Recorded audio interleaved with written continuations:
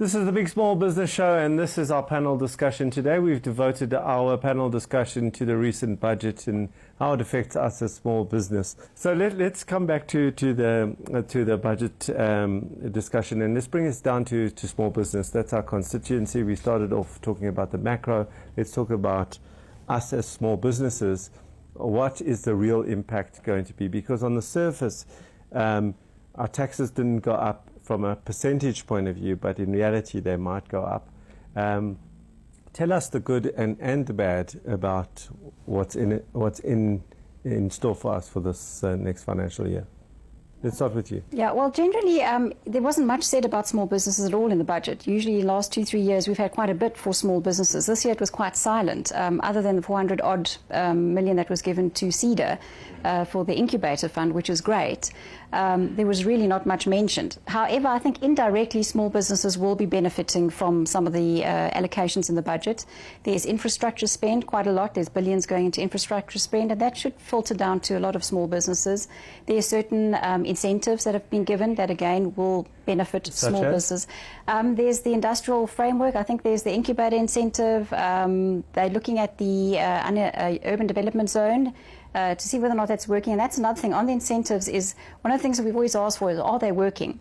For instance, the employment tax incentive, they have extended that now for 10 years, which is good news. So that's direct benefit, yeah. So it's not by much, and we were hoping for it to be a little bit more, but they've just brought it up to the minimum wage. But for small businesses, that could be pretty significant. Yeah. Someone we both know who's been working within this context had, you said, 5.5 million rand a tax incentive back or rebate in terms of that. So it can really add up for small businesses, which makes employment more plausible for small businesses as well. For sure, and I mean we need job creation, and that what's important with this is that there was a fear that it would not create employment for the older, or it will get the older people out, and it's been proved to not do that. So that was very, very positive, and they will be extending it for 10 years, which is also very good.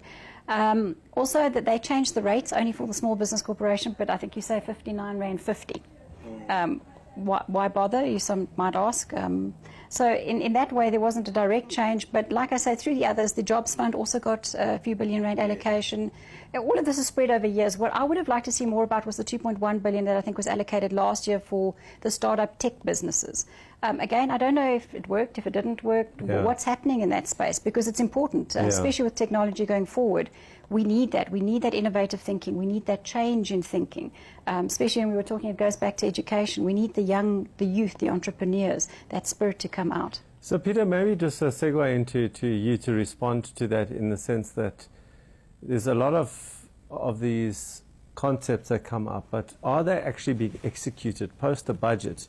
Is there anyone going back and saying, right, you've said all these things last year, the year before, and this is the result. And as a result of a positive or negative outcome, we are either continuing or not. And Alon, to respond to that, I think that has been a consistent problem, is accountability. And I think on a positive side, it was noted as a side issue, but we had the same note in the State of the Nation, was on the Paying Taxes Work Group initiative. Now, what is very encouraging of this is the practicality. So first, it turned into a cross-division. So just for those who don't know, the World Bank actually rates the ease of doing business globally, and it pertains to small, medium business. And it covers a lot of pragmatic things. It has 8 indicators, from things getting construction permits, getting electricity, and one of those is also paying taxes. We've fallen from 37 to 82 on that ranking, and government has noticed. So it put together ministerial work groups, but to a large extent, the ministries weren't aligned. What we saw this year for the first time is the President noting the importance of this work. It was in the budget speech as well. And what we had 2 weeks ago, we actually had the economic advisor from the presidency coming down, getting all the government departments from the deeds office right through to UIF, etc., in a room together with business and saying, what are the problems? What do we need to do to make these rankings? And the president said, we want in 3 years to get that ranking up to 50. Now, I think that is, even though it was between the lines, is probably one of the more positive things.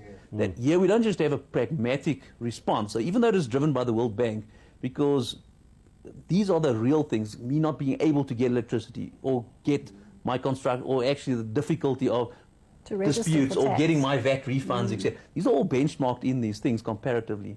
And I think a lot of work that the presidency has now taken ownership and got all the ministries together and saying, well, we've set a target, this is where we're going, and you must deliver. So whatever you are now, you need to deliver on the promise that was made. And I think, to me, for a small business perspective, that at least is very good news, that on the back end, we are starting to see that there are certain called performance targets being set. It's not just shop talking. And hopefully when we get to next year, the same approach will be done and saying, well, we've given all this money in the last 2 years, be it for incubators, for tech companies, etc. What have we got? And are we analyzing and actually getting together with business and saying, what is working, what is not working? And to me, that is a positive development, and hopefully this is a trend we'll continue to see, that the accountability and setting of targets and saying, well, the fact that you're in different departments and divisions, we don't care. You are compelled to work together to achieve a set goal. I think we're going to take a break now, and when we get back, we'll continue the conversation around the budget. And I really want to focus, when we get back, on some of your suggestions, you know, that from a SAICA point of view in particular, that you've been putting forward, and what's been heard and what hasn't been heard.